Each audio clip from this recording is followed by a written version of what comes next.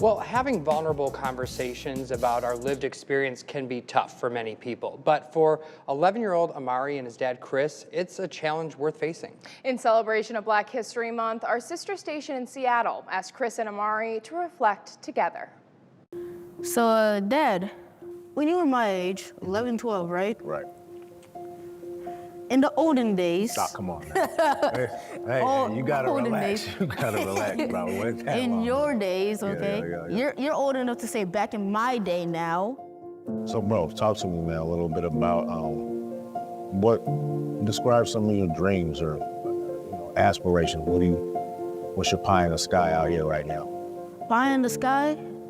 I'm still young, like I'm 11, okay? 11, turning 12 this year. If you could rub your magic lamp and do whatever you want with it, what does that look like? Definitely go to college, like get more education.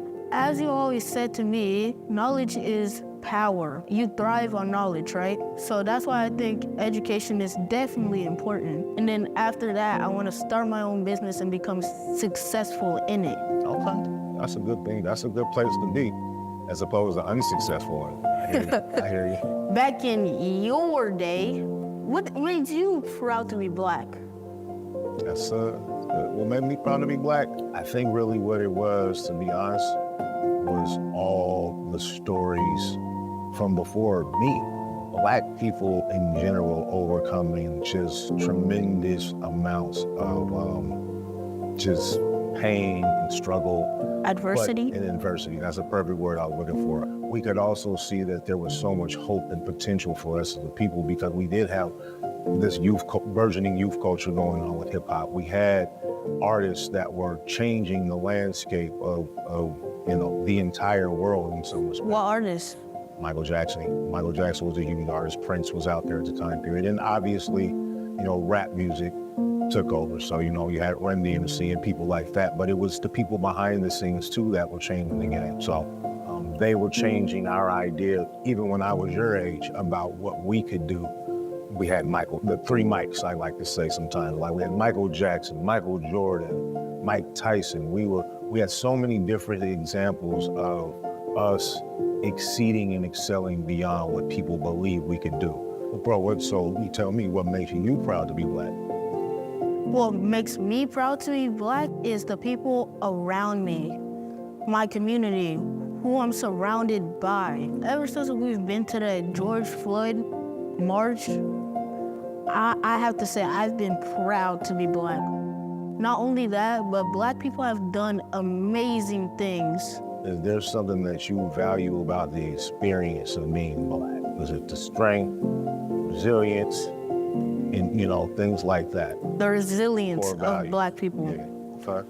We have came a long way from being enslaved, then after that racism, and we held up with it. We've stuck with it. We've done all these things. It's like hard not to be proud of being Black.